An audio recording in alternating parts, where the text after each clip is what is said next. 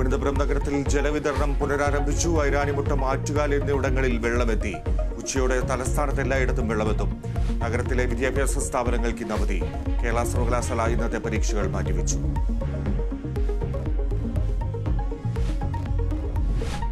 Hema committee റിപ്പോർട്ടിന്റെ പൂർണ്ണരൂപം സർക്കാർ ഇന്ന് ഹൈക്കോടതിയിൽ സമർപ്പിക്കും. പൊതുതാൽപര്യ ഹർജി നാളെ കോടതി പരിഗണിക്കും. സിനിമാ താരങ്ങൾക്കെതിരായ ലൈംഗിക അതിക്രമ കേസുകളുടെ പുരോഗതി പ്രത്യേക സംഘം വിലയിരുത്തും.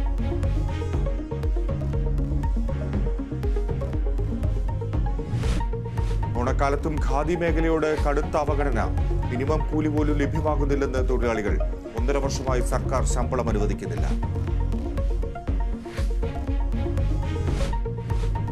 മണിപ്പൂരിൽ CRPF ക്യാമ്പിന് നേരെ കുക്കി ആക്രമണം. പന്തം കൊളുത്തി പ്രകടനം നടത്തിയ സ്ത്രീകളെയും ആക്രമിച്ചു.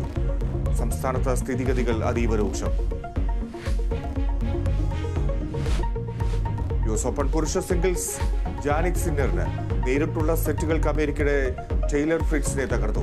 ഇറ്റാലിയൻ താരത്തിന്റെ രണ്ടാം ഗ്രാൻഡ് സ്ലാം കിരീടം.